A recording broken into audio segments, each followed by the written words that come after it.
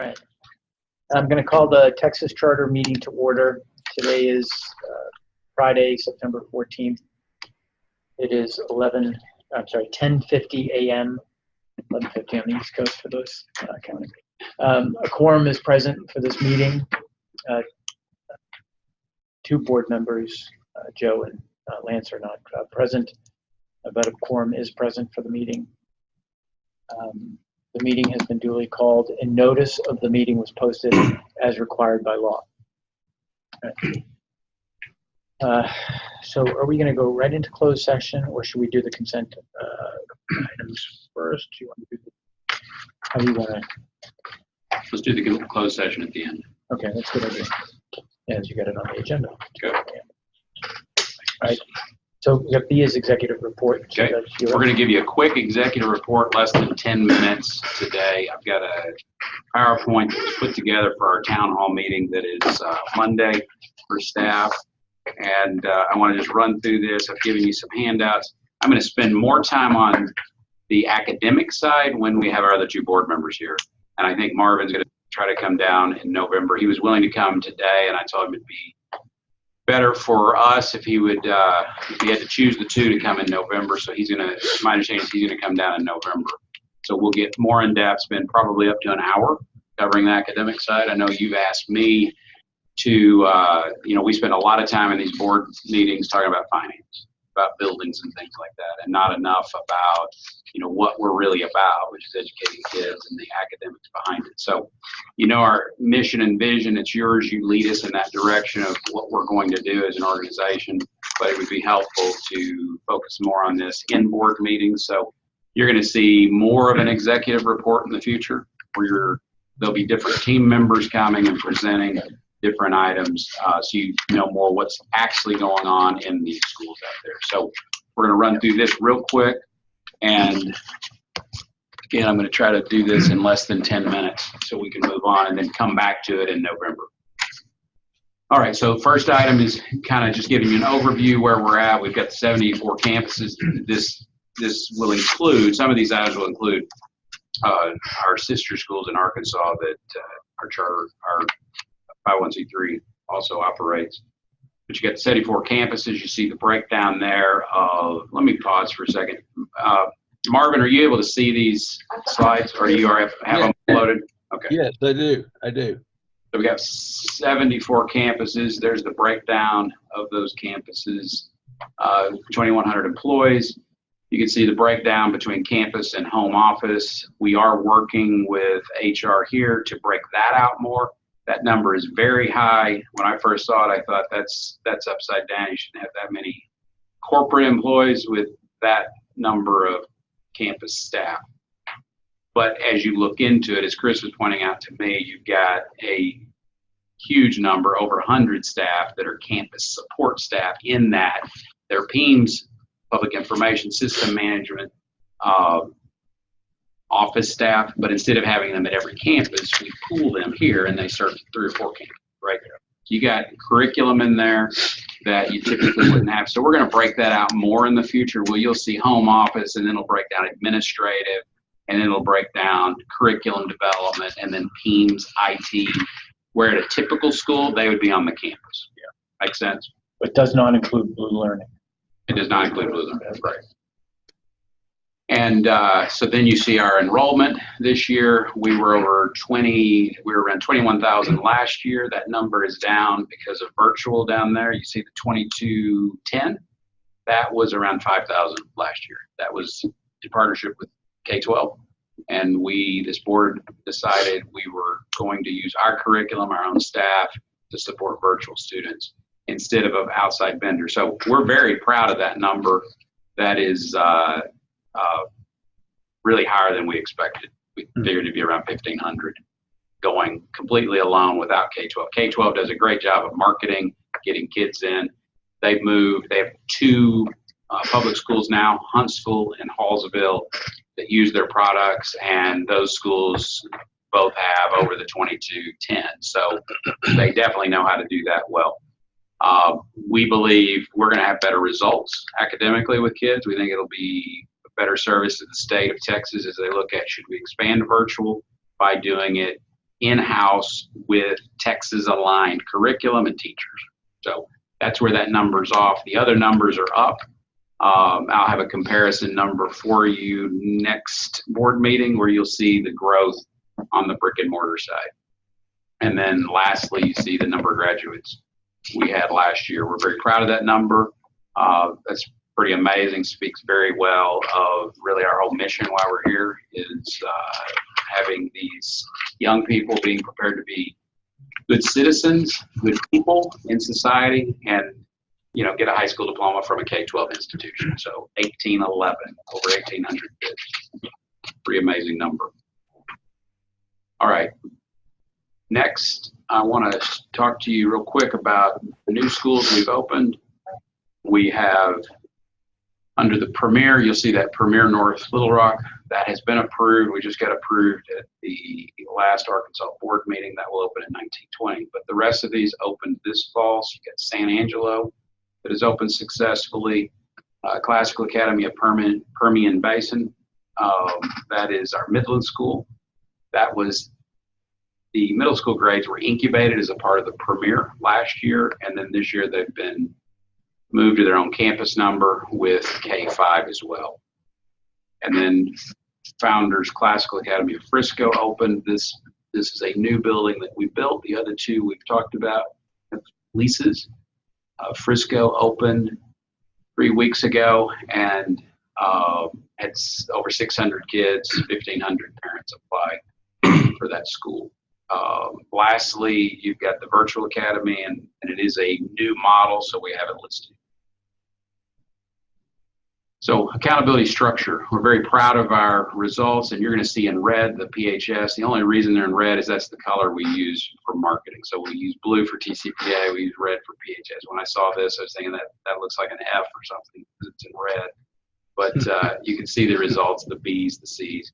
That's just the color of the Premier kind of mascot. So looking here at the two charter districts that we have under our charter holder, you have TCPA with a high B, B plus overall.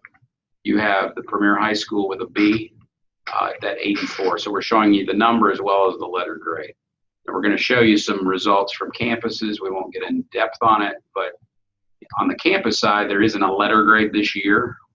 Legislature decided they'd wait another year for that, but there is the number, so you can translate the number to the letter.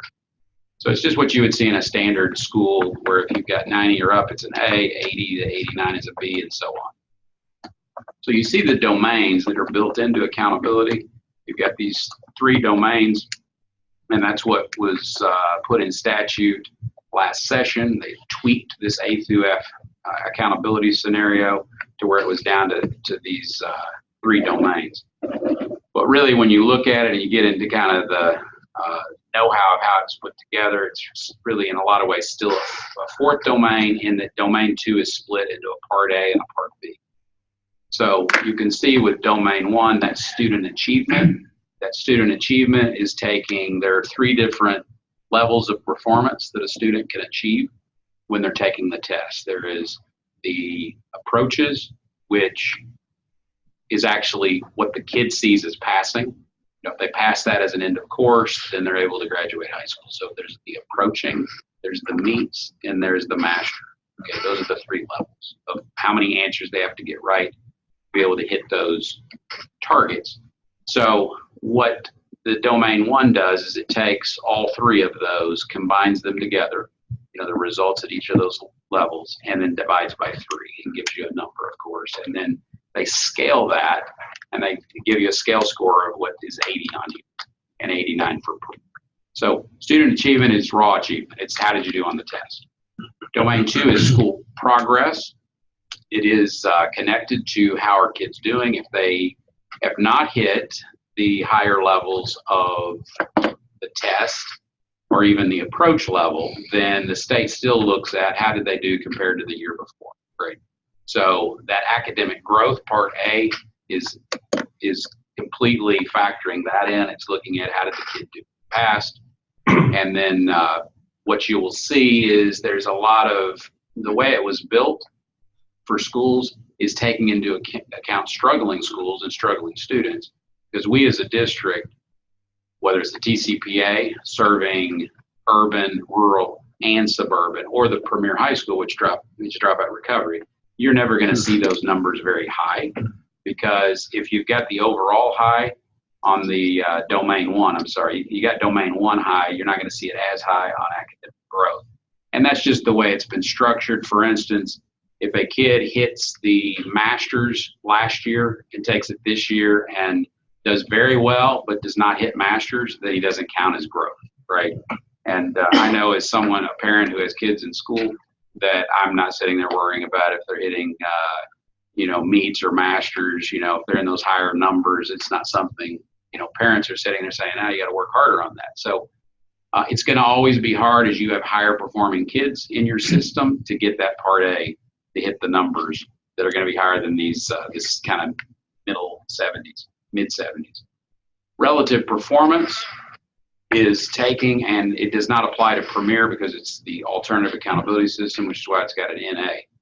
But for the TCPA, the 90, that's looking at other schools of similar demographics and doing a comparison, okay? And so it's relative to other school districts. So that's a great number. It's the highest number we got on there. Of when you compare us to other people, we're doing a better job. So great number, a great A.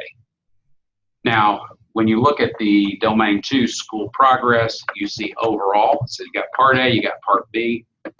They're supposed to take either the 76 or the 90, and then that becomes the overall. Well, you see an 89 there instead of 90. It's just a rule in place that they cap it based on if you have any schools that are, they're going to look at individual campus. There's some other things they factor in, and there's times where they'll say, hey, you can't be an A, right, in this area. And some of that was actually written into statute, right? So that's why you see an 89 instead of a 90. And then lastly is closing the gaps, domain 3.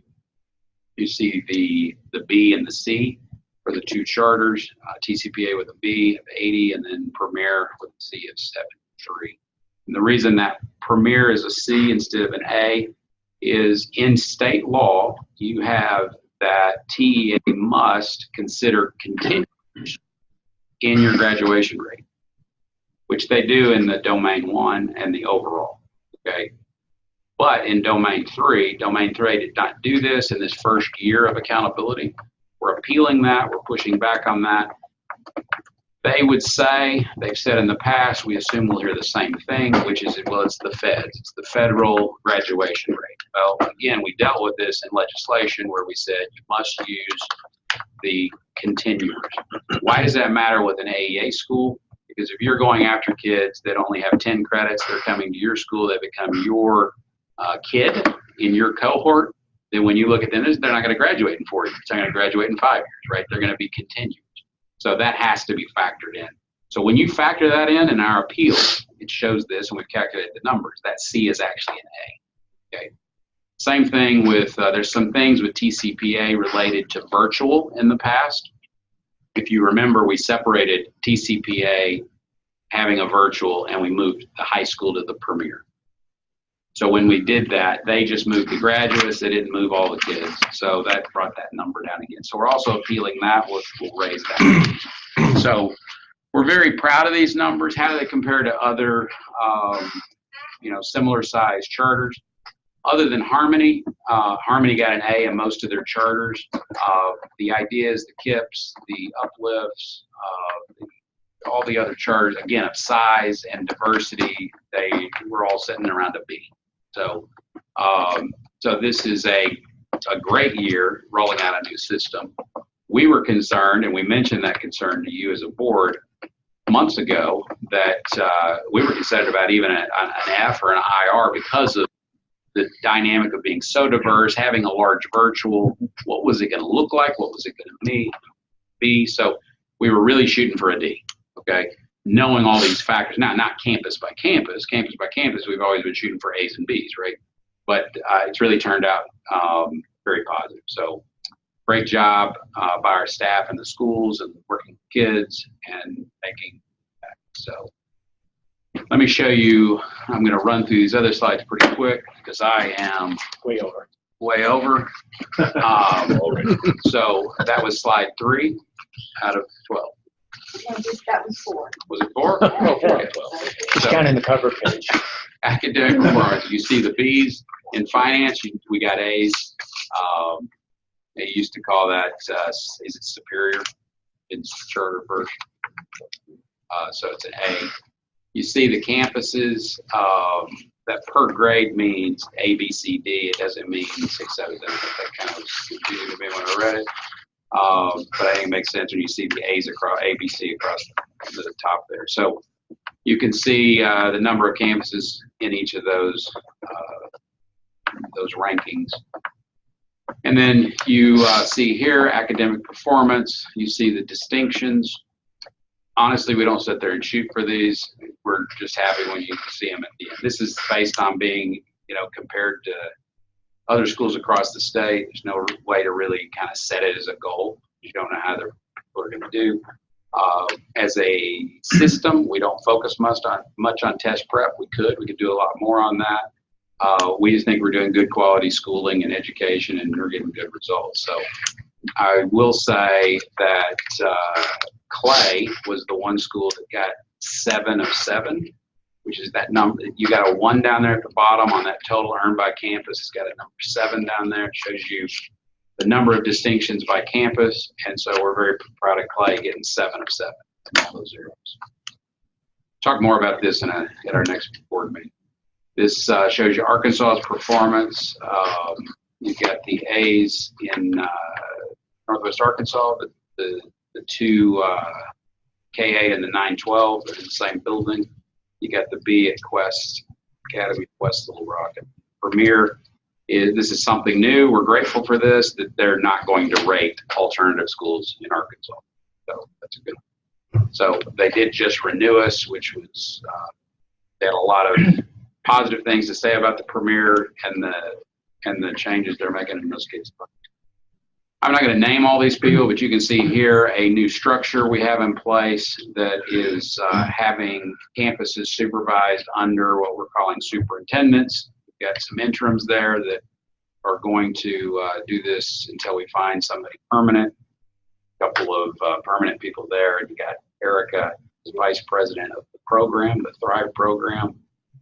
In this new system, instead of having regional directors reporting directly to someone that is a VP at the corporate level, they're going to be reporting directly to these superintendents that are also at the corporate level, but just a different structure. We'll talk more about it in November, how this is going to work, but we believe it will cut through a couple of layers, and as you know, most of the time when you have those layers, then things just don't get done as efficient as they need to. So we've restructured around this to where that will happen.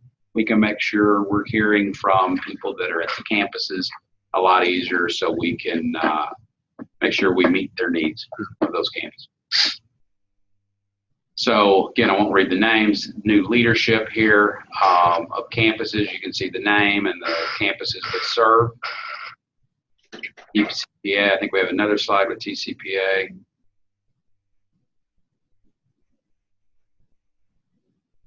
Okay.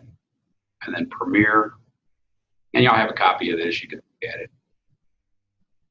And here's the Premiers. So that was a quick summary. I've left for you, and we'll get back to it next time we meet. We've got other items here that actually show you each campus and the ratings they have, and we've converted that to the A through F. Again, this isn't official, the A through F part, but the number is. You'll see that for both charters. Then you have the Domain 1 comparison for the districts, and it'll show you last year to this year. So you can see, and since Marvin can't see what I'm holding up, I'll just let you look at this, but you can see we've increased our performance levels on Domain 1. Domain 1 did not exist last year, but we took the data, all the information we had, and we overlaid it with the current accountability system to do a comparison. So you can see Premier went from a 38 to a 39. These are not scaled scores. These are raw scores. TCPA went from a 41 to a 46. Then lastly, you have the campuses themselves broken out by district, and you'll see the results, how they compare year over year. Okay? That is it, unless you have any questions about the accountability side and new schools starting, the ADA, etc. Good start of school, no question. Okay, yeah, good. Thank you. That was very good. All right, so we'll move on to the consent items. 1 through 13 still intact. Everything on here is standard, which typically we highlight these waivers. These waivers are related to accountability. I referred to them in the presentation. So these are waivers we're asking for related to the graduation rate and a couple other minor things. So yes, we're asking you to approve consent items 1 through 13. Were there any significant changes to the handbook from last year to this year? No significant change. We had in the Dropbox just had a summary of changes. Yeah. I think we felt any of them were significant enough to have the red line version for you. Okay. If anything comes along like that, Bill, Ben, we'll probably throw it to a separate item. And you usually do. That's why I didn't see it, so I just thought I'd ask the question. There's the summary. No, I didn't look material to me. I just didn't significant. Sure. Right. We're encouraging recycling. That's on. Perhaps being in Texas, maybe we should have thought of that as a separate item. But we do live, we're by the trash dump. Well, we are by the buildings. Convenient, if you need it. That's right. if you have to. All right. Just keep in mind we're still being recorded. I'll make a motion to approve consent items 1 through 13. Do I hear a second? Second. Second by Kent. Anybody oppose? All right, consent items under C of the agenda 1 through 13 passes unanimously. Separate items still in the same order. Piece 1 through 7. Yes, sir. And we're going to talk about these items all together, if that's okay with you. And we will ask if Chris agrees, JB agrees. We'll ask to have a motion, potentially with several of them together, related to the approval of purchasing and financing properties. So I'm going to turn it over to Robert, and we're going to talk about each of these. All right, there you have this one document that's here in front of you that's that you have on the list. You can follow along with this document because it's kind of detailed, high level what we're looking at. But before we get to that and talk about that in detail, I wanted to go through the projects that we are looking at doing. Let's go on to the next slide. The first 3 projects that we have on here that we're going to talk about are going to be Tyler, Frisco, and Flower Mound. In Tyler, Frisco, and Flower Mound, we have, except for Flower Mound will be finished here shortly, which I'll talk about shortly. But a couple of these projects are already significantly done in their phase 1. If you remember, we came back last year with our 6-year plan, and we had construction of phase 1 projects, which were the elementary building and the gymnasiums. So what we're asking for approval for today is on this is moving into, some of these are moving into the phase 2s. So the high school buildings are going to be built. And then there's a couple of these on here that are buying land, and then there's one of these that's going to be some remodels, and then there's also one that will be a phase 1 project in Huntsville. So we're going to talk about those. So I wanted to show you real quick. This was the phase 1 in Tyler. You're seeing the pictures. This was the elementary building, the first, the 2 at the top and then 1 on the left. This is the phase 1 that we built in Tyler that we got finished this last year that opened. And the gym is the bottom on the bottom right. So let's go on. This was impressive, isn't it? This was phase 1. I wanted you guys to be able to see it because you don't have an opportunity to get out there and kind of see what what you're approving is actually getting done. So moving into the next slide. Next slide.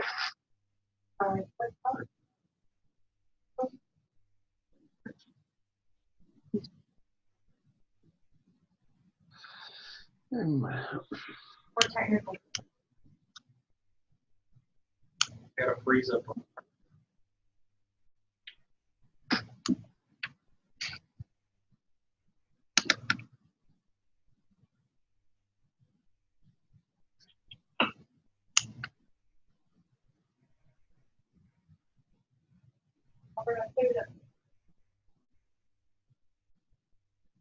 This is just for them to see here. Okay, good. So the current ADA at the campus, at the elementary campus, is 427 kids.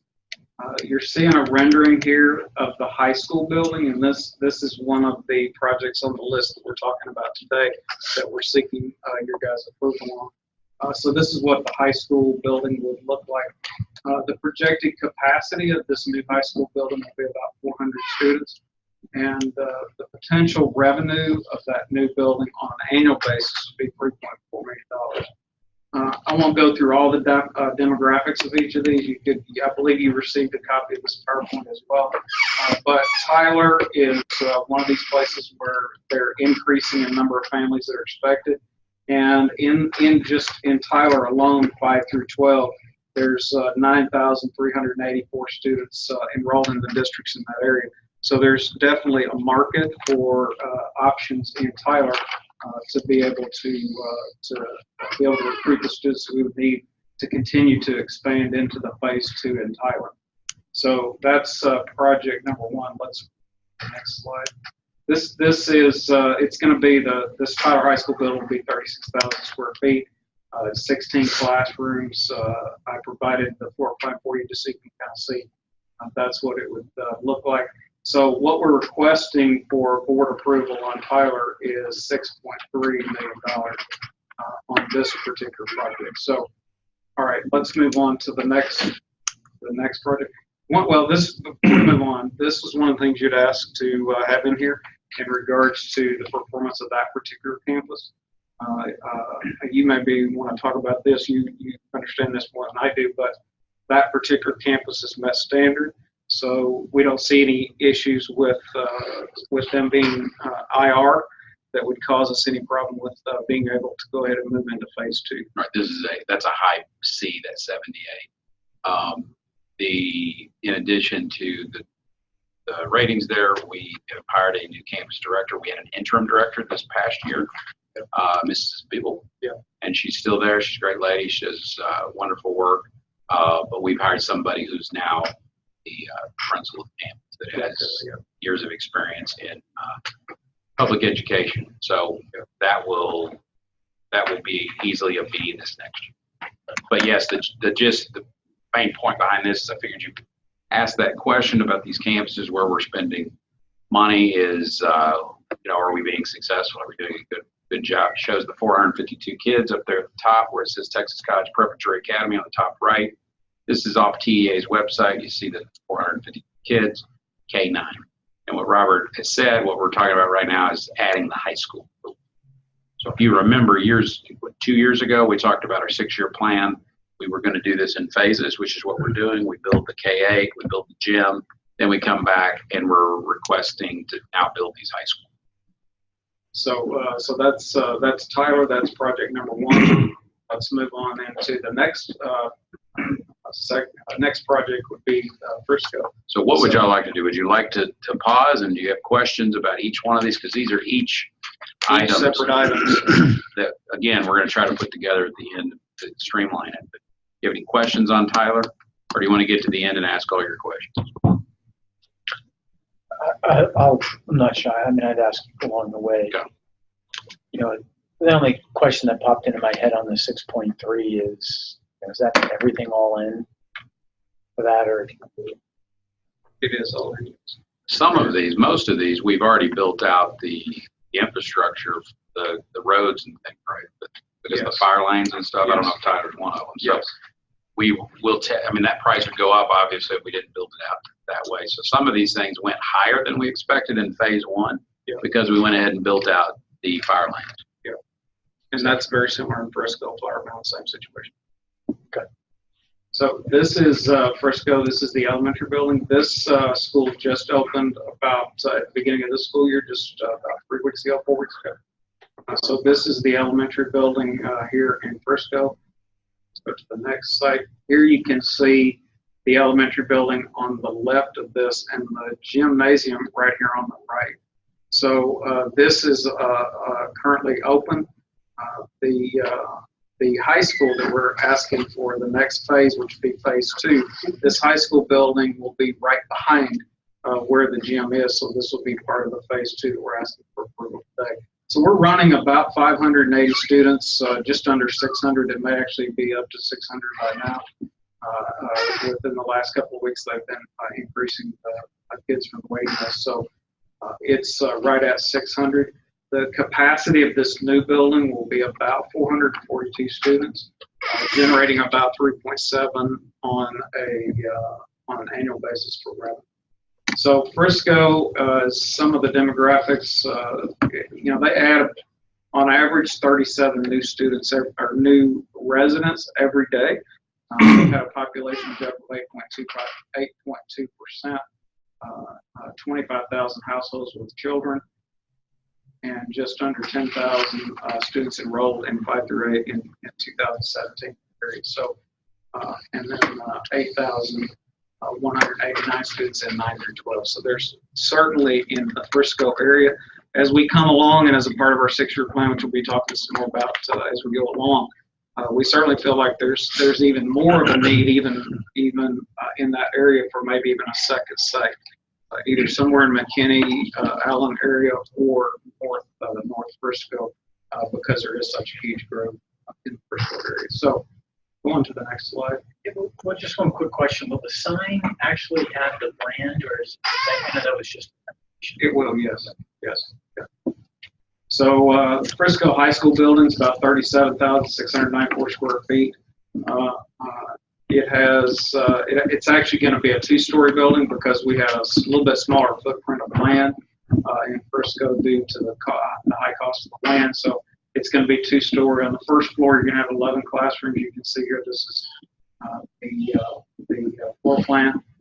If you can go on to the next, the second floor will have 6 classrooms there on the second floor. And what we're requesting there is for board approval is 7.2 million on phase 2 high school. All right, let's move on to the next project is Flower Mound. Flower Mound phase 1 is underway. Phase 1 is projected to be completed around December 1st. So we'll be moving in at the December break from this. The current students, the 520 students, are at the location that we have at Parker Square, at 500 Parker Square, and we have, I think it's about 100 students at Rock Point Church, which is right next to the location where we have that. So we were able to go ahead and take an extra 100 students in the church up until December when we move in. So in December, we'll be phase 1 will be completed on that building, and we're going to go ahead and start phase 2. The high school part of this will start construction very shortly. Within the next 30 days, we'll start breaking land on the high school part of it. But the elementary part of it will be open, and we'll be moving that campus in December for opening in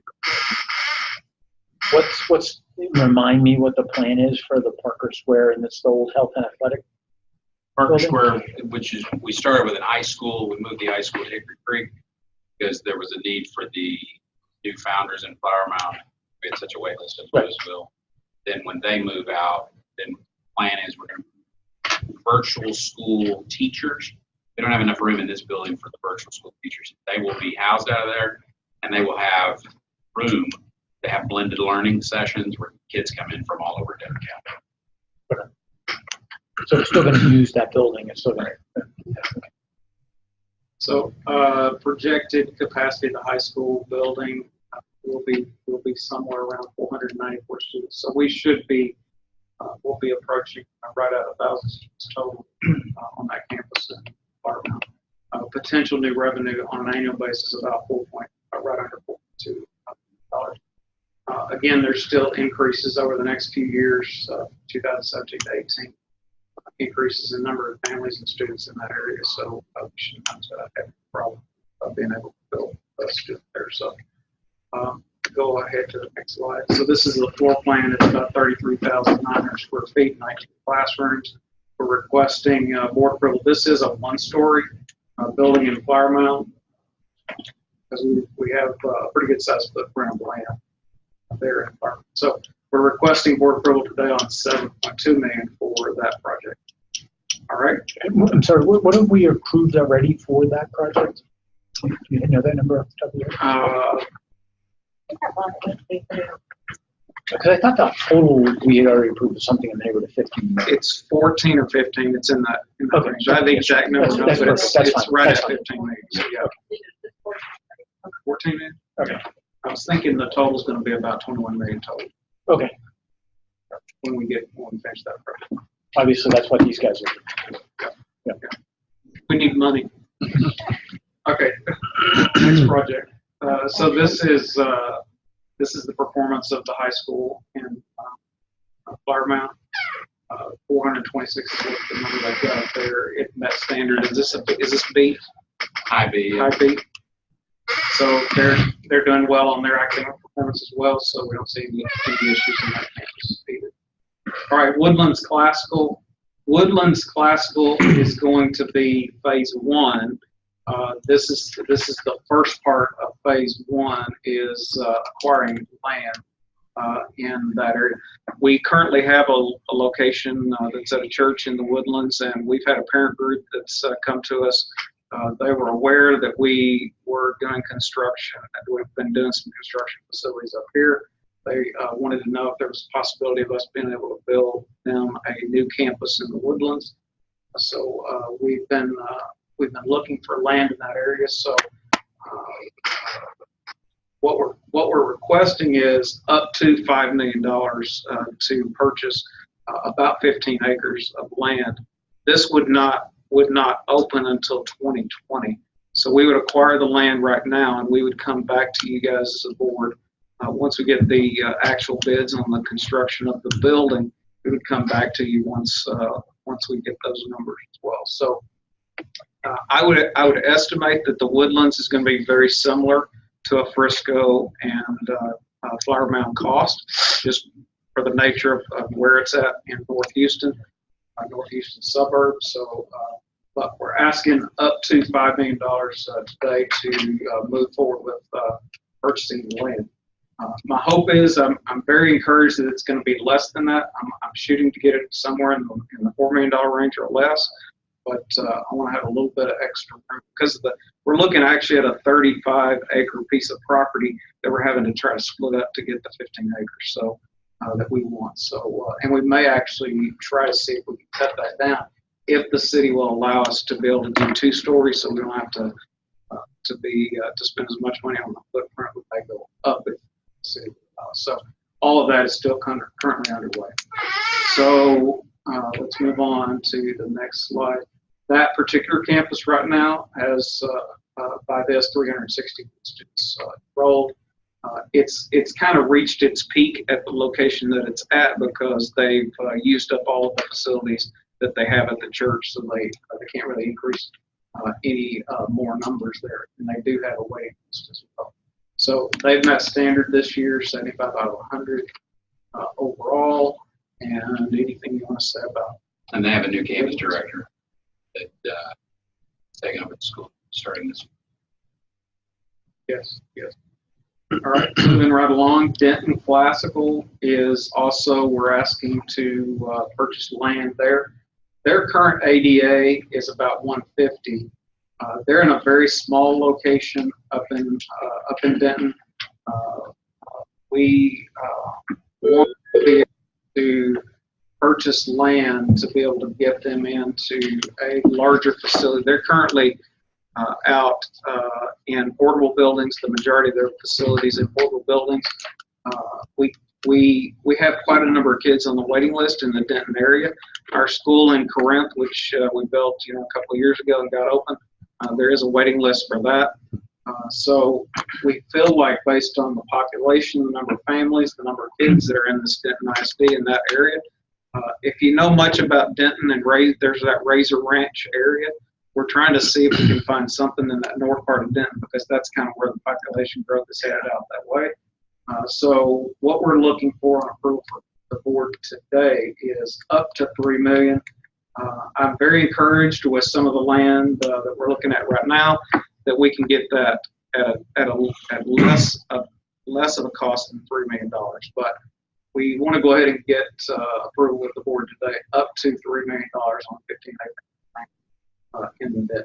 So that's one of the projects on the list. Let's move on to the next one. And Denton, by the way, has that standard as well in their academic performance. So we don't see any challenges there with the academic of the school. All right, so moving on to Corinth Classical. This is a remodel. If we go on to the next, if you guys remember a few years back, we purchased this facility that's located right behind Walmart. We did have a tenant in this section in the right. We had a tenant in there for a number of years. That decided to downsize. So they just recently vacated the property. So we've been increasing our numbers at Corinth Classical. Corinth has moved their elementary students into this section, which we were in already. This first picture. We were in this section here. They've already moved their elementary into here. The building that we've built on the high school or on the freeway is going to be the middle school and the high school. That's going to take the middle school and high school students, and this is going to be able to grow more students on the elementary. Corinth is, so that section of the building you see on the right is what we're asking for. I believe it's $400,000. Yes, $400,000 to do the remodel on this so that we can have the classroom. Let's go to the next slide. So they're currently at this particular site, 312 kids. They actually have more between the two campuses. There's actually more students in between the two campuses. So we would be able to actually add 260 new students by increasing into this 22,400 square feet. We're going to be able to add 10 more classrooms that would be able to generate another $2.2 million. So we're asking for about $400,000 worth of remodeling for that other section of the building to continue to grow out our offering in the Corinth area. All right, next slide.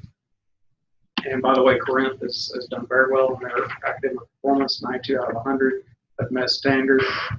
We have a lady there, Amy Jacob-Makis, who's been running the school. She actually came from our founders class for Louisville, and she's done an excellent job here. Corinth. Okay. Any questions so far, anybody? Okay. Moving right along real quick, Huntsville. Huntsville is going to be phase one. This is, let's go on to the next slide. In Huntsville, we currently have just under 300 students. You can see a couple of years ago, we purchased this section of property that's right off of the freeway here in Huntsville. How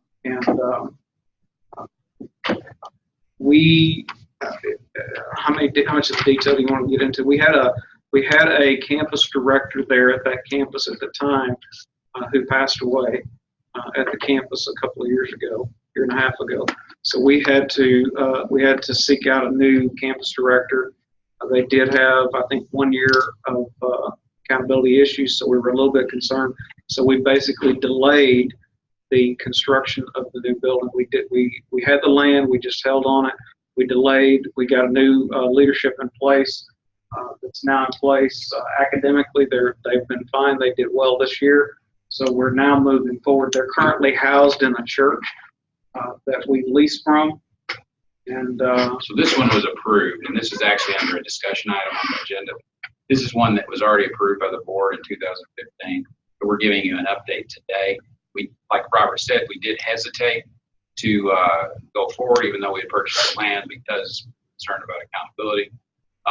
This facility is a must in that we are currently in a building that is leased from a church that more than likely will be purchased by Sam Houston State, eminent domain, or he'll sell the building to them because, as you've told me, Robert, the university's surrounding the church, right? They have dorms, everything is built right up to the back of the church. In on both addition, sides of it has been it has not been well kept by the land, so it's been a problem.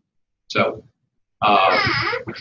this building is needed just to get out of that situation. And as Robert said, the academics have stabilized. There is a demand that numbers are actually have gone up over the last couple of years.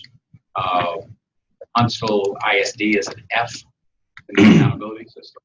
So it will just continue.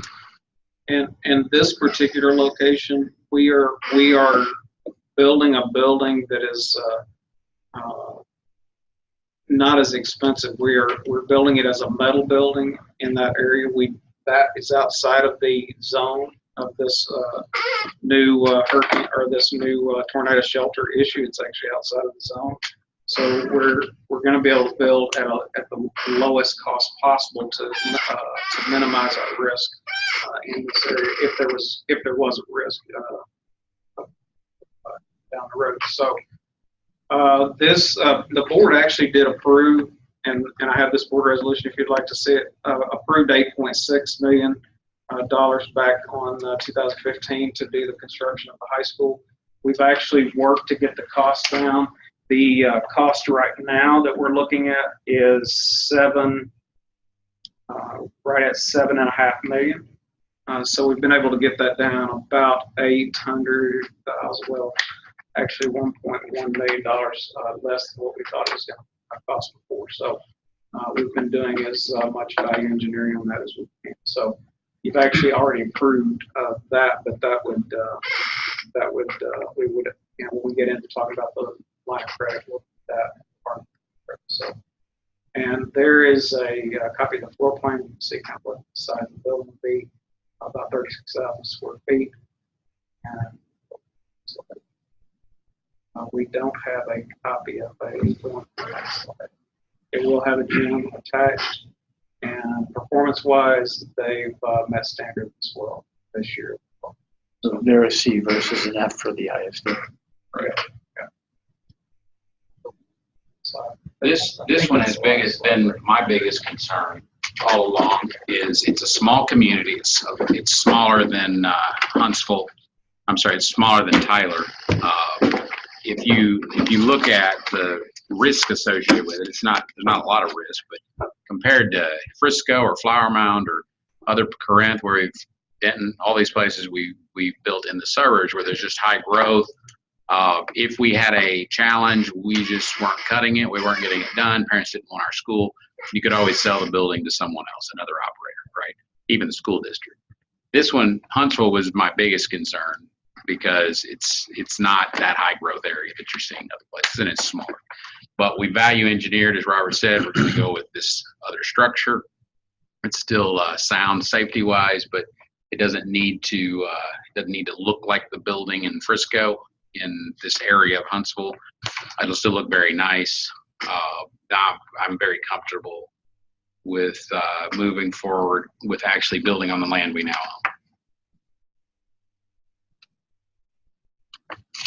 So that is, if you look on the agenda item, you have Tyler, you have Frisco, you have Flower Mound, the Woodlands, Denton, that update of Corinth with the call center moving out, and us doing was it 400,000 in renovation? 400,000 in renovation.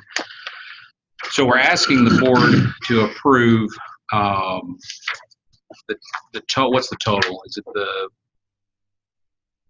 40? It would be 46 includes Huntsville. 46. The But you got 46,000 includes 46 Carrollton. million. But you also have Carrollton in there, right? Right. And Edinburgh. Right. So this document is for our next item 7 discussion about a line of credit. What we're asking today for that's on the agenda are all these items you see on here. So Tyler is 6.3 million. Briscoe 7.2, so you can see those. Flower Mound, Woodlands, Corinth, Denton. So it's really those first 6 items that we're asking in these agenda items to be approved. Then Huntsville, that 7th item, you've already approved. We're just giving you an update. Carrollton and Edinburgh, we'll talk about in item 7.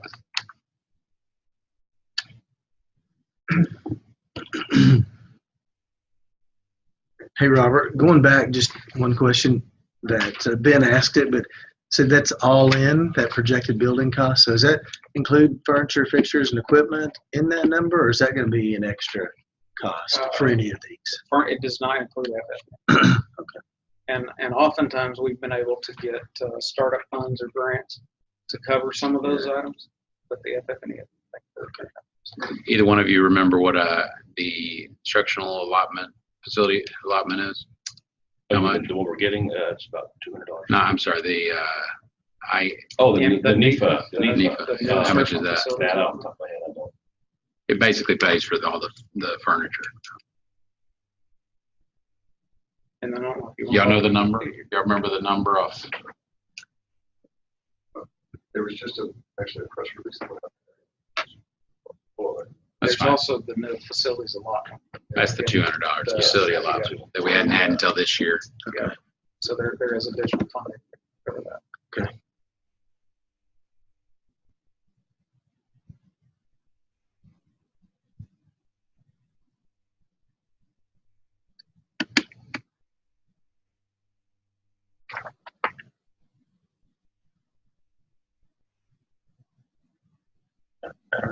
It was 235.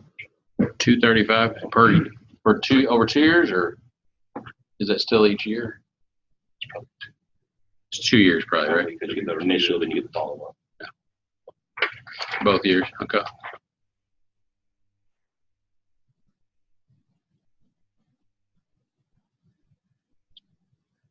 Hey, Robert, and the potential new revenue, that's at the max, right? That's if you Yes. if you're If maxed you- out. Let me just explain that real quick, what these two numbers are on the back end of this here. So what I'm projecting is the monthly mortgage amount here in the third to the last column.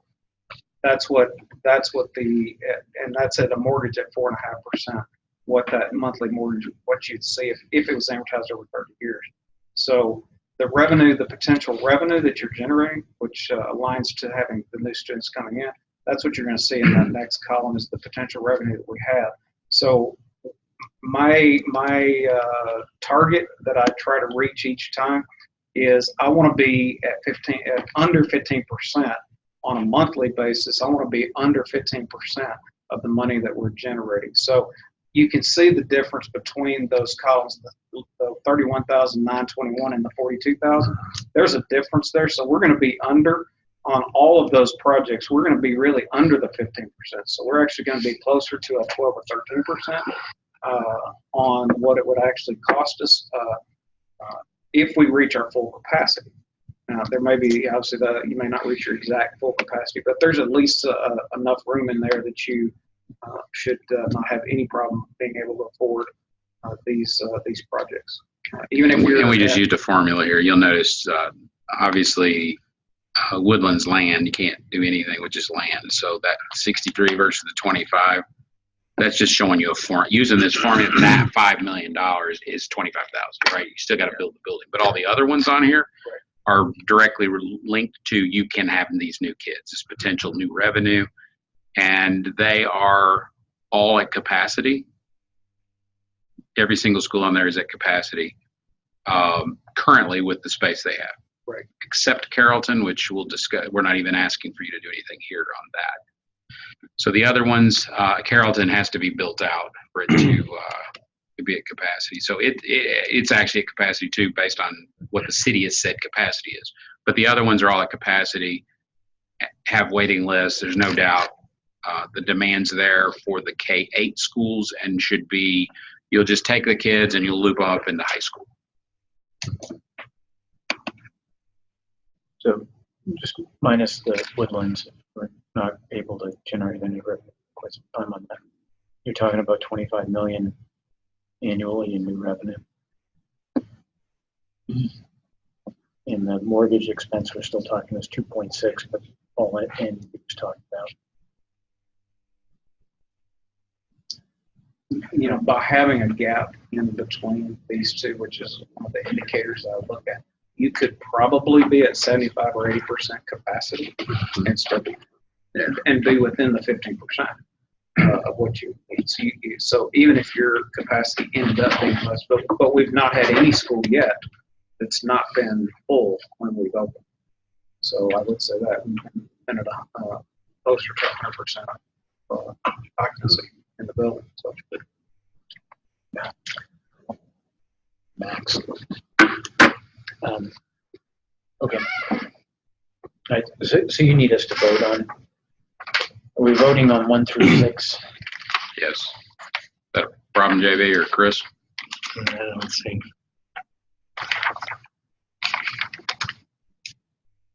This is not an initial vote. This is to approve going forward with. Talk about. Some of the stuff we voted on already, the projects are underway. It's not like we can hamstring the flower mound project, for example, say, no, don't do it. And you're stuck with a building out there that costs $14 million. This is just for the high school, right? Just nice. So this is stuff we've not started. So the Tyler, Founders, Frisco, Flower Mound are high schools we've not started. Which we're adding on to an existing. Right. Yeah, we got the land for it.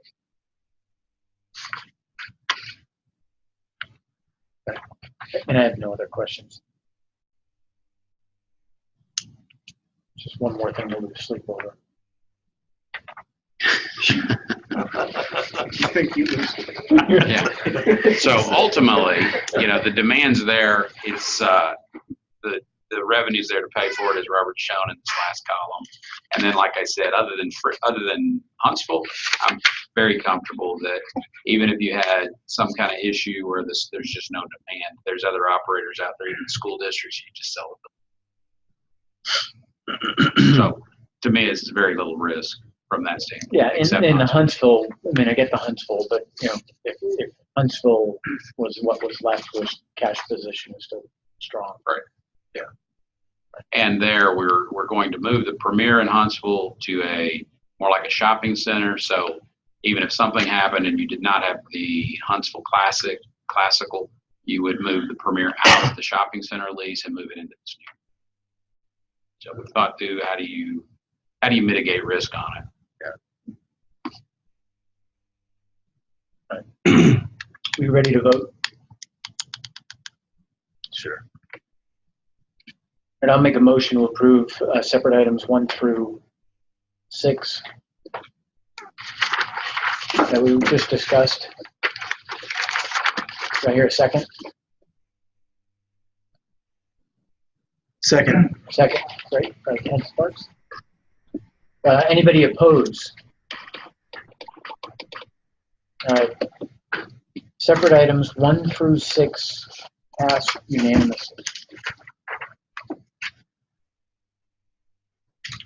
Right, do we want to talk about the line now on number 7? We do. Yep. Number 7. So James, you want to lead on this?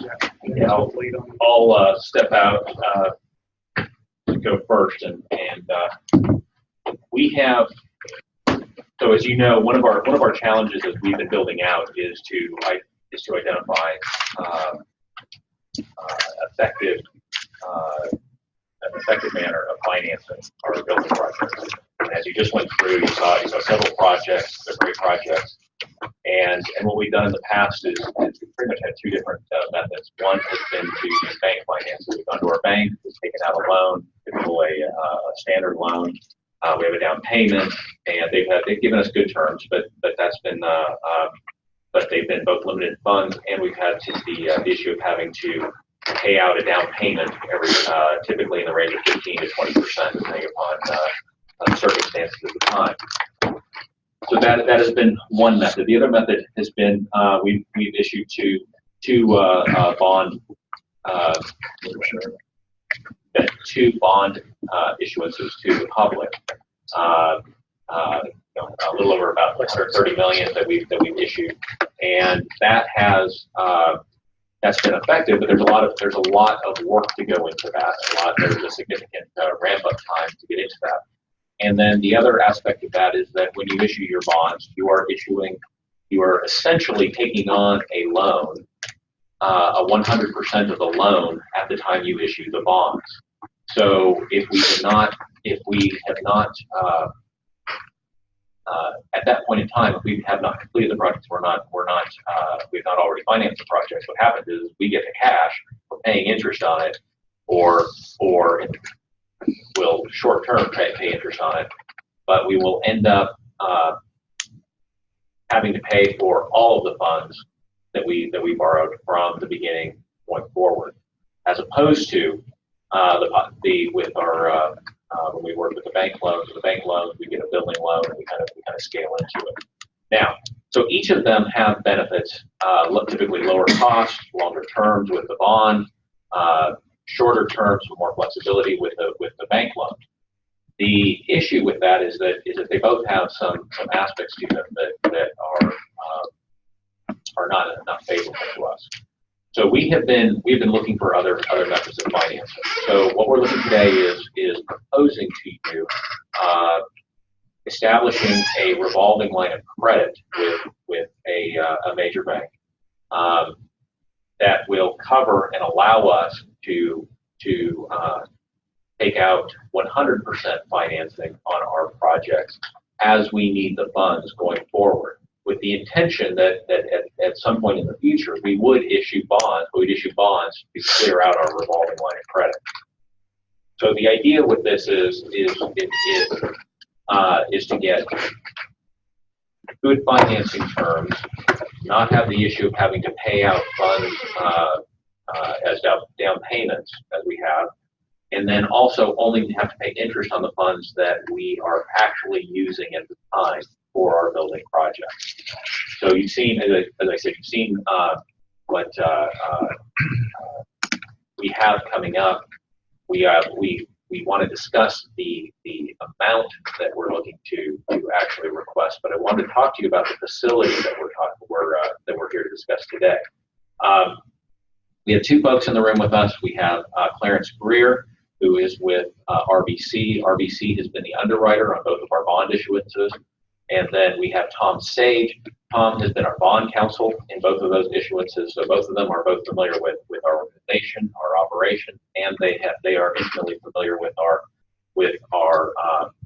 financing that we have done in the past. I am going to ask them to each give input into the various areas of their expertise. But I just wanted to I wanted to start out with just an overview of what we're looking at proposing. RBC has worked to identify some banks that would be willing to offer us a revolving line of credit that would fall under our bond structure, our debt structure that we have and put in place for the bonds, which would then allow, instead of holding the buildings as collateral, could actually use our revenue as collateral. This keeps us from having to put down those down payments, establish the down payment for the building itself. Which is similar to our bond right now. Which is very similar, and that's the way our bond is set up right now. So it would fall into that same debt structure. The collateral is our revenue. It's the revenue of the organization. And the reason you don't put down 15%. And it's the reason we don't put down 15%, or 15 or 20, depending upon how the bank works. So what we're looking at doing is RBC has worked with some banks. They've identified them. We would like to put this out to yes, sir. Help me with the accounting. Is it the revenue or the cash? That's the collateral. Is your revenue? It's our revenue. Your revenue goes to expenses, right. So you can't strict that. Right. So right. So is it a receivable that's? Yeah, I'll let Tom. The way your financing system is set up under your master indenture is that many of the tests are run off of net revenue. Everything is essentially. secured by your gross revenue. So in a default setting, They have priority. they have priority. Okay, all right. Right. But that doesn't mean that we're restricting the cash in any way. It is not to pay the restricted. bills. Yeah, there's a Okay. deposit account control agreement in place between the trustee and your depository bank. In a default, the trustee could take control of your bank accounts, but only in a payment default situation. Thank you. It's a structure we put in place when we issued our very first bond about 3 years ago. So it's that exact same structure. This line of credit would then fall under that exact same structure. Okay. So it would be consistent with what we're doing with our finance. As I mentioned, RBC has worked with some banks that are willing to establish this line of credit. This is not widespread in the industry. This is relatively unique. So it is something that is the bank has to understand. Charters has to understand, bonds and the type of debt structure that we're looking to establish. We have already. There have been some initial discussions with Region Bank who could do this for us. We have some specifics from them. We have not entered into any agreement. We'll be asking for permission to do that here today. However, we would like to put it out to bid to multiple banks to let them compete. What they would compete, generally what they would be competing for would be, obviously we want a particular amount, but then it would be the terms.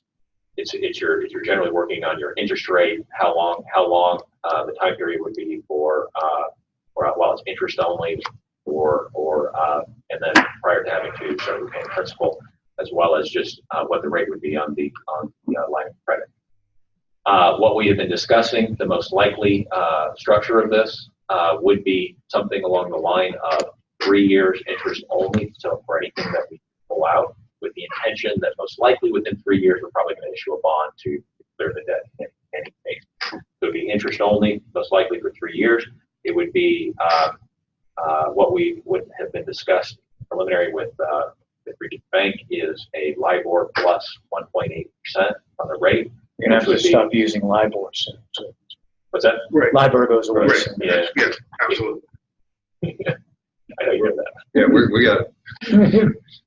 Um, We don't know what to use, but we're going to use something. Some bank in New York. Yeah, no, you're anybody that's going to be the one person to recommend you. It would be a variable rate, and so it would move with the market rate and whatever the base. But right now we're talking like you're right. But it would move with the rate, and then this the amount would then. The cost of this, all the cost of this would be upfront. So we have the upfront cost of establishing the line of credit. The cost that we are viewing right now is 1% or less of the total line of credit that we would establish to have the facility put in place. But after that, we would not have ongoing costs associated with paying the line of credit. Let me add something to that too. So if we don't, by getting the line of credit, let's say we only need $5 million in November and then another $5 million in December and $5 million in January or whatever amount, we're not actually paying for that until we draw it. So it's not like the bond. We had the bond, it's in the bank. We're having the cost of having to pay for that. And we're not, which I'm going to reiterate, we're not having to pull out 15% on the cash out of the banks with either cash. So we're not having to actually pay for it until we need it along the way. So, and then at some point we're going to roll that off. So we probably save that 1% we have to spend up front by not having to pay for it because it's just money sitting in the bank. Right. So is the line of credit for things like debt service, or is it only for capital purchase? Actually, it's our line of credit. We can set it up how you want, but generally it's for capital I was accounting. going to say we're going to use it for capital purposes, and that would be the point. But not debt I don't know of any. What did you say? Not debt service, so we're not putting down the letter. Okay, I'm sorry. You were heading toward debt service. I was service. But that letter of credit would probably be better okay. Letter of credit in that situation. Okay, fair. one of the things that, just to reiterate, this would be a revolving line. So as we do take, issue another bond, assuming that, then we would clear this out and it would still be available. But when we do that, there isn't another fee associated with it unless we decide to change the size of the line of credit or something like that. The other aspect of this is that sometimes these facilities have a kind of a rate that you have to pay on the unused. One of the things that we'd be looking at the unused portion of the line of credit. Very small rate, but sometimes that is included. That's something that would look to, or it's not part of it, so that there really would be no cost for the credit, other than the upfront fee. Okay, so that's just kind of an overview. I wanted to turn it over to Clarence. What would happen? RBC would actually act as a broker to establish the bidding across the various banks. Yeah, I'm sorry. Could I ask one more question? I'm sorry. Oh, yes. I don't know the answer. So the letter of credit, line of credit. Sorry. Yeah. Line of credit is something we approve. Do we need to approve each time you were to, or in the event that you do need to go into the line of credit? Does the board need to approve that each time as a separate borrowing? Or is that something we give you authority to do? I think I'd like to hear what you think, but I would think we would just, if we do what we're doing here, we'd say we're going to get financing. Right. each item. I mean, it's then you more of just an know, internal like- governance issue. The document is not going to require board approval for draws of line of credit. That's going to be delegated to. We'll let you know when we're drawing it. But just like today, I presume, I'm looking at your council as well. I mean, y'all are going to, before you go spend $6-8 million, they're going to come to the Yeah, board and say, hopefully, yeah, but well, I just know. that's up to y'all. That's up to y'all. I was asking more, is it a requirement No, to do it? No, it's going to, Okay. they'll be able to draw it. So, because you don't want to have to come to the board for every draw. So as you approve, say, these projects, the Flower Mound was, what, $7.2 million. Okay, well then, the administration of RES has the authority to go forth, build that project, and they may need $200,000 this month, I mean, $2 million next month, I mean, whatever. It's just a requisition and draw. Okay, got it. Thanks. Great question. You just didn't want to have to approve every time you went through. I understand. Yeah, I can jump in. I think you've done a very excellent job summarizing. The only thing we would add is, this is when Tom and I and contemplated, and staff contemplated the structure you have. We also contemplated one day coming to the board with this as an opportunity. So it's nothing that the documents have to be maneuvered. It already contemplated that we get this structure might be considered. And when you look at some of your peers, I think it's fairly common now with either the larger CMOs have some type of interim funding to help gather all the projects itself, then approach the bond market with something worth of, say, $70 to $100 million. You want to approach the public market. And it also tells the investor that here's what we've accomplished. And so you're telling the story of what has happened with the facilities versus how we borrowed before. We were saying, pretty much here's what's about to happen. We're going to construct. So it's an easier story to tell investors in terms of the rating agencies. And so this is all embedded. It works. It's not going to create any pressure with the rating agency. It doesn't require Standard & Poor's to opine on it. It will be discussed as part of, or it will be in your CAFR moving forward. But all standard as far as the peers. This is not necessarily, it hasn't been tested. One other thing too, James, you may have going to cover this later. Did you want to cover the debt ratio? Right. Chuck and I talked about this 2 days ago. I want to cover that. Right. We have a requirement in our bond documents. We do have bond documents. In our bond documents, a requirement that we have a debt coverage ratio of 1.5. So that's set in our bond documents. Our coverage ratio right now is a little over 4. So we have significant room to move. I would as we look at the number, originally was 50. Proper. Speak up so he can hear you. Speak up. Sorry, Marvin. yes. Sorry, Marvin. When we're originally looking at 50 million as the line of credit. We saw that it would drop to about 3.5. In the 3 to 3.5 range, our coverage ratio. The positive, that's still a very strong coverage ratio for us. And actually, we're going to discuss possibly upping that amount of more. And And did you ask about that? I'm assuming, like I told you on the phone, I'm assuming that what are we talking total? 80 something. What I'd like to go ahead and get a line of credit, say 80,000. So that's going to be there. It's going to count, and then when we do bond issuance, that's still there because it's a line of credit. Right? That's That'll right. always be factored in, right? Your debt coverage. It is, we're allowed to do certain assumptions under the indenture where we can assume a 30-year term out of that. So we don't have to, for instance, we don't have to swallow that pill in 3 years. We're allowed to assume a 30-year amortization of the amounts that you draw on line of credit under your debt covenants. Because you do have access to the market, we're able to make that assumption.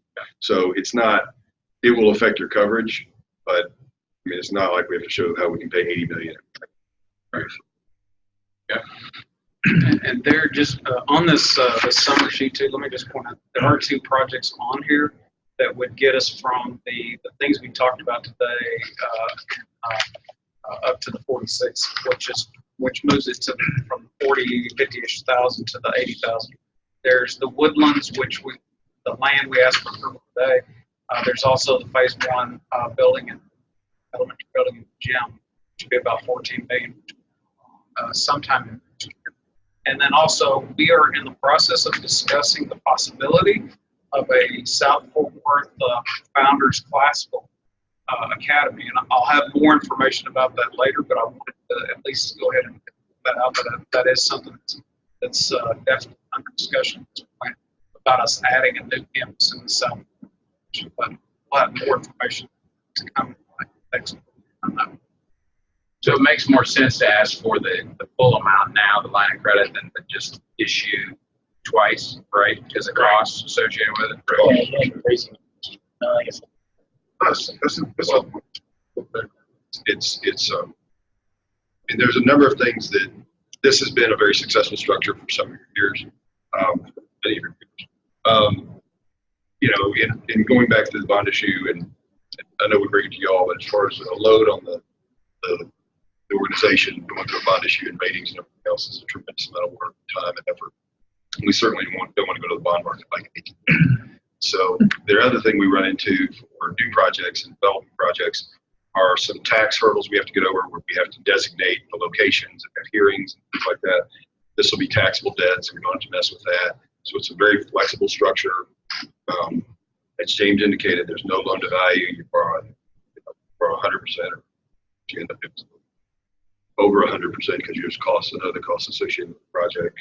Still not a problem, but this has been utilized by a number of your peers. It allows you to, as Clarence indicated, to enter the market with bonds in a very orderly manner where you have facilities that are up and running, almost complete.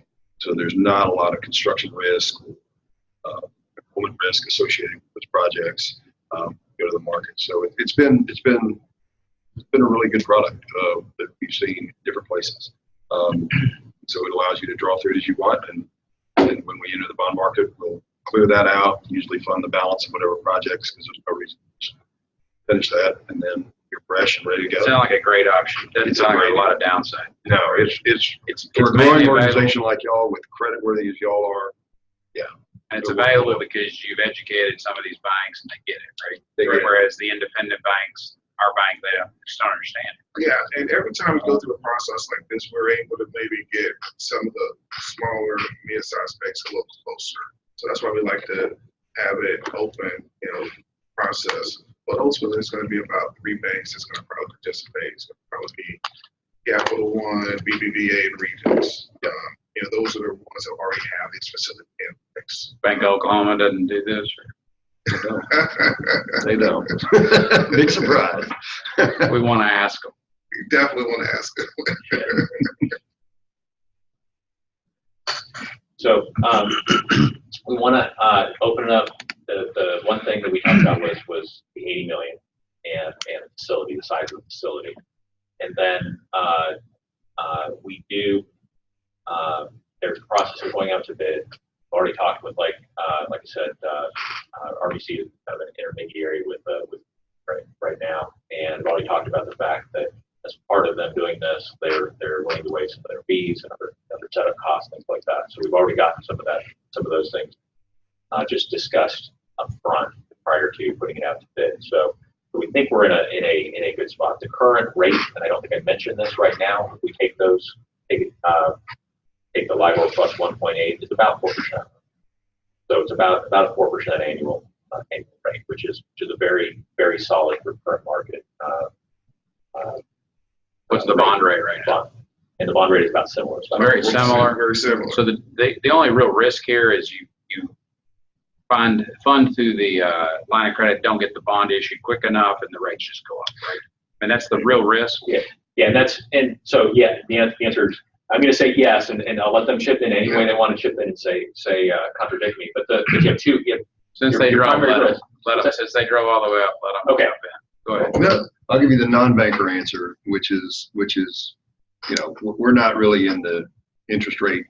And you're in the school building and school running business, and we'll figure out the structure that best maximizes the rate at the time that we borrow. So yeah, we're going to catch good rates and bad rates, see them both ways. But this gives you a great. We had Ken do an analysis. I don't know if you have it, where we took at least one of the bond offerings, maybe both of them, and I wanted them to compare if we had done this, use this vehicle compared to, and it turned out better, right, if we use this vehicle. Because we had, I don't know the numbers, but we had at least $30 million out of the 130 that we didn't build real quick on those funds. Right, So they're just sitting there, right? We have we figured out just on the Series 15, which we actually delayed our interest payments initially, we still would have saved almost $2 million, $1.8 million, if we'd had this facility in place and scaled into the loan instead of taking it all out up front. So that's just on the 2015, and then 2016, I would expect something actually higher than that, because we actually had more projects that were still scheduled for the future for the 2016 project. So right there we had a savings of almost $2 million that we could make. We had this facility. Right. And on the takeout in the last legislation, Chuck may have shared this with you, we were able to free up a tremendous amount more PSF capacity for charters, and so we're not really worried about running. Yeah, PSF capacity is not a concern. Right. I think the big concern is there's been a lot of increase in interest rates on the short part of the yield curve that hasn't translated into the long part of the yield curve. There's a fear that we might start to see that inch up a little bit, but not for this board meeting. We'd like to come back and present an option for you to pretty much lock in something near today's 4% rate for a very nominal cost that could help cover, kind of mitigate that risk, almost like interest rate insurance. That's interesting as well. It is, and we're actually investigating that. RBC's proposed is we have an option to do that. We'll come back to you once we've done Yeah, I'll be interested just to hear that. But the risk, Chuck mentioned the risk. The risk for us in the immediate, obviously we're working with a variable rate. So if rates short-term rates increase, which they are probably likely to do in the relatively near future, then that rate will start to increase. However, it is set to a market standard, and so we know what those rates would be. We would not expect this to be something that will hold for a long period of time. We expect to hold it for a period of time, and then anywhere from maybe 2 to 3 years. That I would think that's the longest. Yeah, that kind of range. At which point in time we would look to issue a bond. And with the bond we would get in PSF low rates and lock them for 30 years. All So. right. You guys have anything to add? Sure. We're going to go to lunch as well if you want to ask questions. You're able to go. Again, I know you got to. So what we're asking for today is issuing this line of credit, and at the 80 million, we're not asking to use the 80 million. We've already asked you to finance these other buildings. We'll use this line of credit for those buildings. So do you have a total on that? That's not a part of a resolution, but do you have the total on what part of the 80 million we're going to use right now? We need just under about 47 million over the course of the next year. Just under, so that's including, rolling this. Where's Huntsville right now? Is that just, did we use cash for that? It's not very good. Did I say Huntsville? I didn't mean Huntsville. Huntsville. Carrollton. Carrollton, we used cash, yes. So we would get reimbursement out of this right away. Yes, the 7 million, and that's actually 7. 80. Yeah, that's actually 7 million on the building. So we haven't spent the $3 to $4 million on renovations, which we're in the process of doing as well. So you've just approved the financing of. You've approved these other two. You've already approved Carrollton several years ago. You've approved 46 up to date. We're not asking you to approve the other 33 million, except we're asking for a line of credit of 80 million. So you're not approving any additional expenditures in this resolution than what we've talked about so far. These facilities. But we're giving you a huge checking account.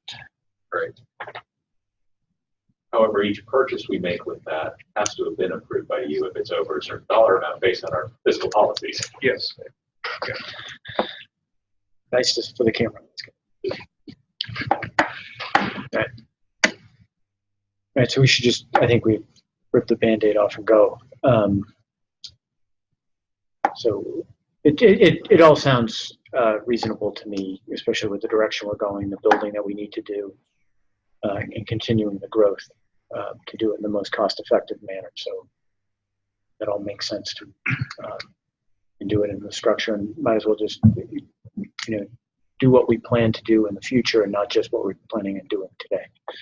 So I'll make a motion to approve the $80 million line of credit as proposed here by our bankers and our RES staff, lawyers. Is there anything more I need to add to this resolution? Okay. Do I hear a second? Second. Thank you, Marvin, with emphasis. Does anyone oppose? All right, fantastic. Separate item number 7 in the approval of the line of credit for $80 million. Approves. Why don't you just mention that nobody opposed that? I'm just going to say that it approved unanimously, but it was approved unanimously, but no one has opposed, and therefore is approved unanimously by the board. All right, just getting started. We're off to discussion items. All right, number 1 has already been covered. We just talked about Huntsville, so we don't need to discuss that anymore unless you want to. Number 2, upcoming board meetings. I think we're thinking about a November meeting. Is that right? So it'll be the 2nd. Does anybody have an issue with 2nd Friday of November at this point? Yeah, at this point. Assuming I come back from India in one piece. And just FYI, that would be the audit this year. We should have the audit by then, yes. You have it at the beginning of November? Okay. So that's it for discussion items. Closed session item, I'm going to have Chris kind of introduce this, Chris and Steve, and then we're going to go into closed session. But before we do that, go ahead, Chris. Yeah, before we go into closed session, so we can give public as much information as possible, I wanted to have Steve introduce himself, everybody, give a detailed account of his background. We hired him about 6 months ago to oversee the safety and security measures at the schools. We've always had that as part of our focus. We want to take a more organized approach, so we went out and did a search for an individual that could lead that effort. Steve came to us, and you'll know why we picked him after he gets done telling you about his background. Great. After we get to that point, after he introduces himself, his background, and what his experience has been the last 6 months, then we're asking him to go into closed session to to actually discuss specific security devices and personnel that are going to propose to be implemented at the schools. So I'll turn it over to Steve. Thanks, Chris. Good afternoon. Thanks for having me here today.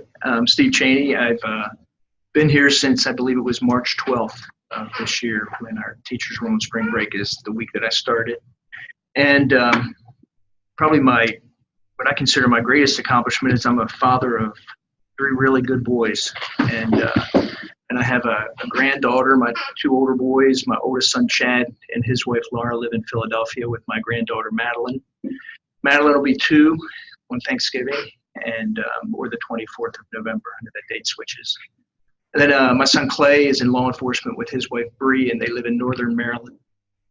And they're expecting twin daughters in December. So I never had sisters or daughters, so I'm not sure where all these girls are coming from, but it's kind of cool.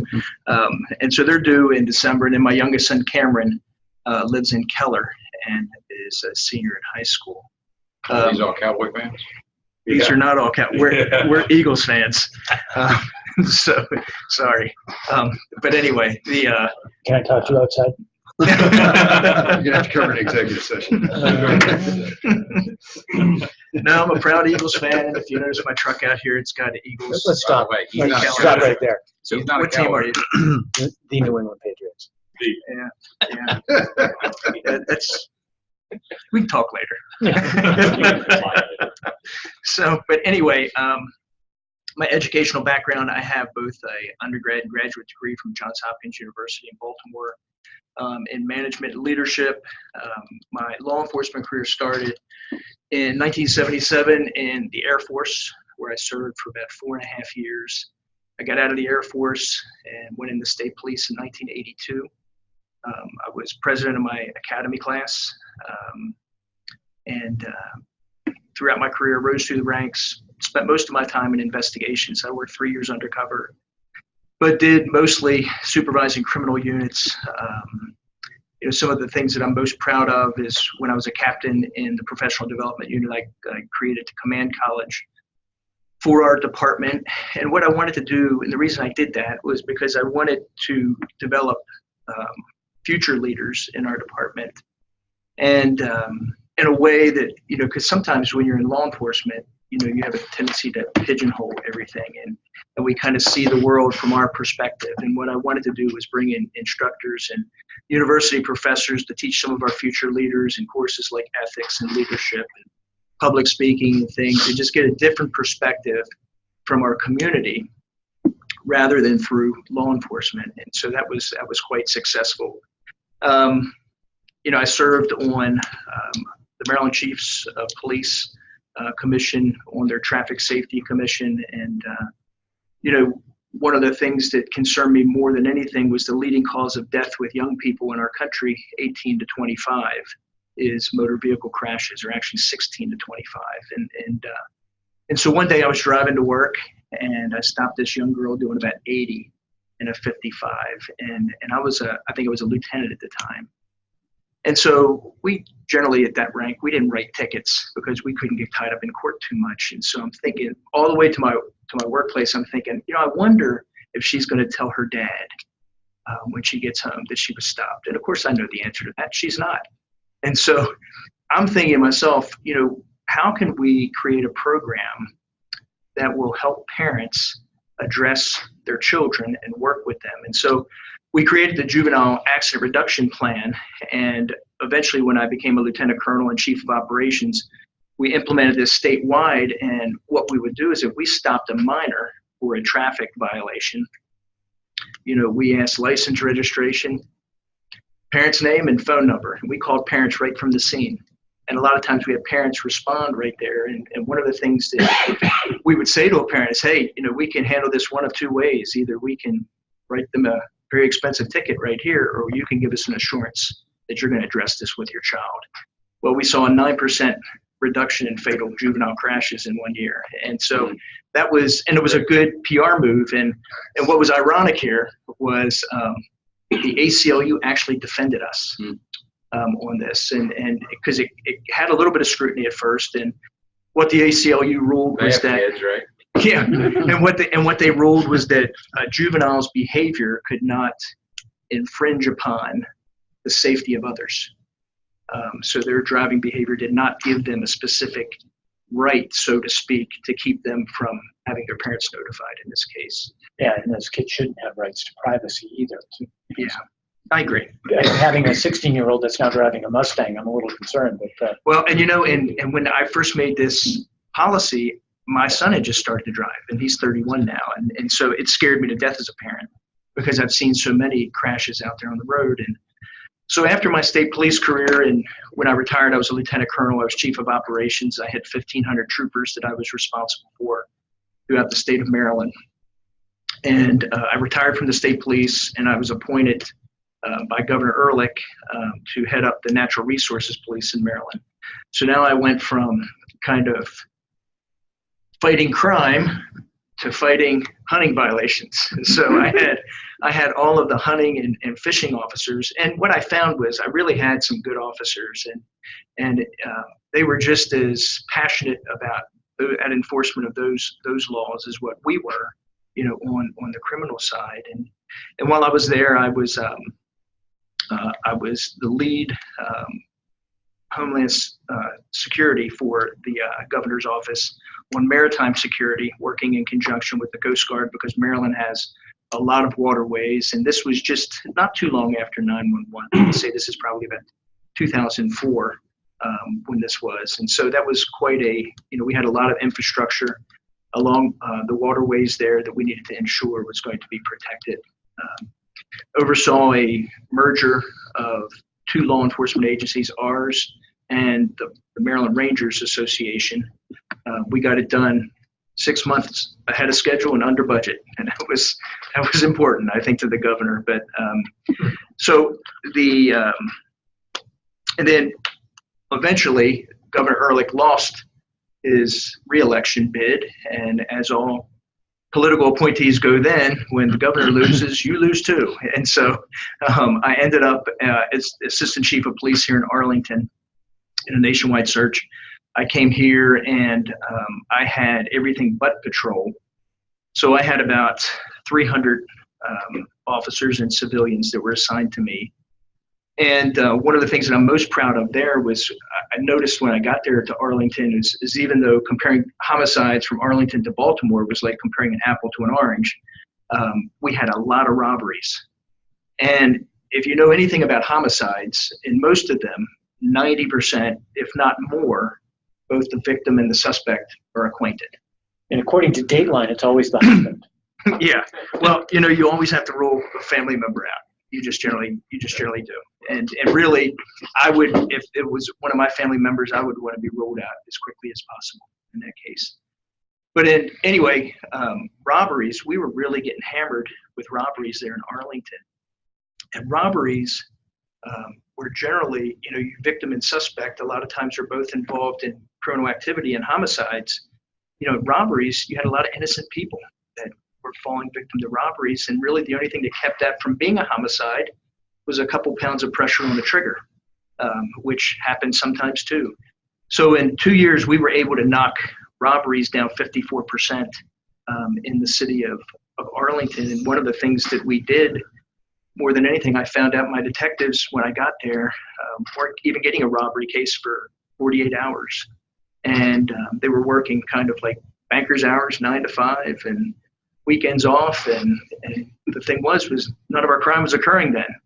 And so it was hard for them I gave them 4 10-hour days instead of 5 8-hour days. And they couldn't gripe too much because my family wasn't here yet. So I'd spend my day in the office, and then I'd spend the first 3 or 4 hours of their shift with them, working with them in the evenings, just trying to show them, how to get this done. And I was just so proud of them at the end of this, because they just really made a big impact there in Arlington with driving down crime. And was the 48 hours because the patrolmen were taking the yeah, 48? It was. But the thing was too is our guys weren't working, because most robberies are going to occur in the evening hours or on the weekends a lot of times. And my guys weren't ever working. And so that was one of the first things with the data that I analyzed. And even from our crash data, there's nothing that, and I had patrol, or I had the traffic unit too, so I didn't have patrol. But I realized that as a police chief, one of the things that kind of angers the public the most about us is our traffic stops. We're always catching you at the wrong time, giving you something you don't want. And so what I noticed was we had our officers working a lot of areas where we didn't really have crash data to support that deployment. And so I took maps for crash data and crime data and overlaid it. And guess what? Most of our crashes were occurring right where our crime was. So ended up taking those traffic officers and putting them in the high crime areas. Our criminal arrests related to traffic stops went up 115% in 1 year, just stopping people. And so we weren't catching robbers robbing, but we were catching the people that were committing robberies, doing all kind of other things. And so, it's kind of like almost the same thing that Bratton did in New York when they changed New York over. And actually, in the state police, my last 2 years there, I was fortunate enough to work with one of their previous deputy commissioners that kind of demonstrated some of what they did in New York and brought that to Baltimore. And I was able to bring that to Arlington, and we were quite successful with it.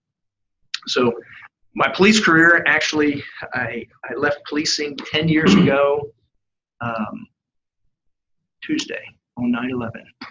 And so then for the next 6 years, I worked with Gateway Church doing this same position that I have here now.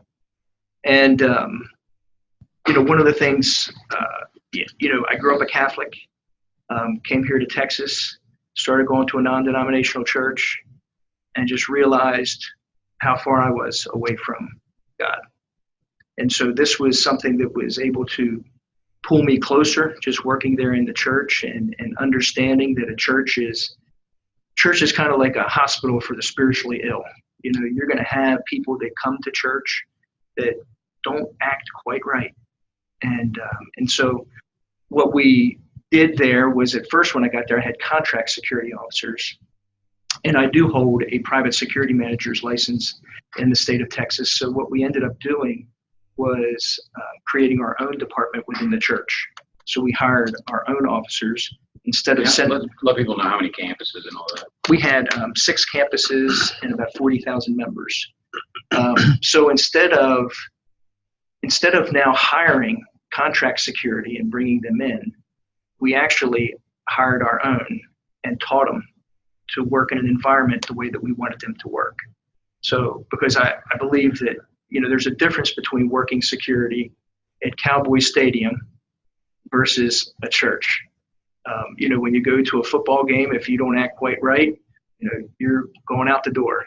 In church, we try our very best to never make someone leave. And I think in the time that I was there, I think I only had to ask 2 people to depart. And so we were quite proud of that. Came here in March of this year.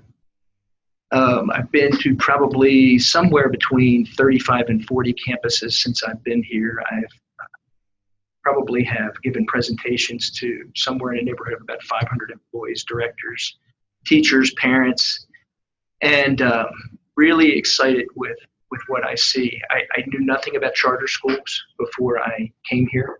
If someone would have told me that a charter school was a private school, I wouldn't have argued because I wouldn't have known. And I think that that's one of the things that's important for us to make the public aware of, that we are a public entity that needs public support. And so when we're looking at security, one of the things that I look at the most is being intentionally relational, not only with each other, but with our students, parents, and even with the police. We have to be able to reach out to them and let them know that, hey, we're here, and we want you to come in for a cup of coffee.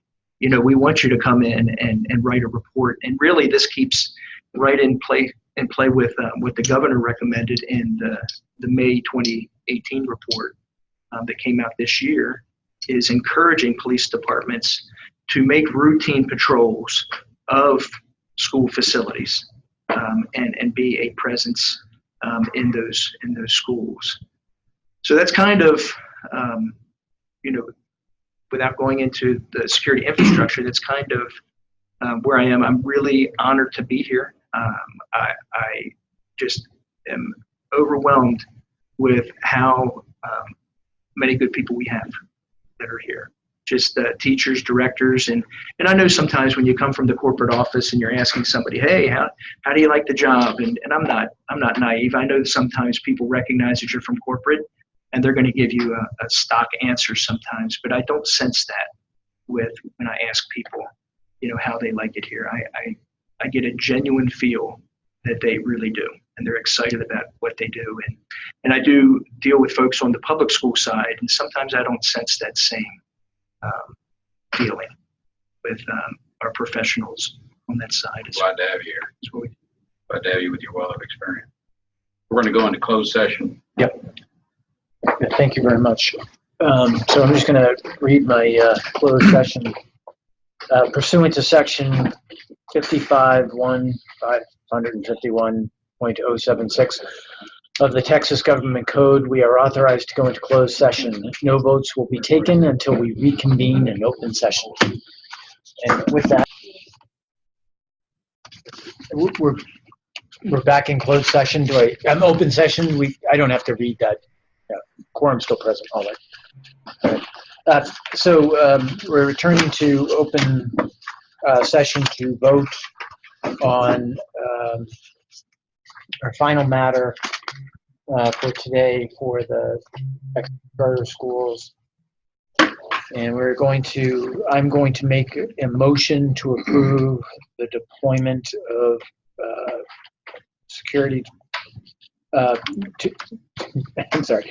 approve the deployment of personnel and security devices necessary for our infrastructure of the schools. Second. In the amount of $550,000 in expenditures. If that number needs to go higher, you will come back to the board with a request.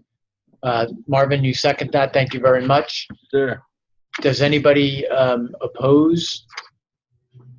Okay, our final item passes unanimously. There are no objections. And we are adjourned. Yes.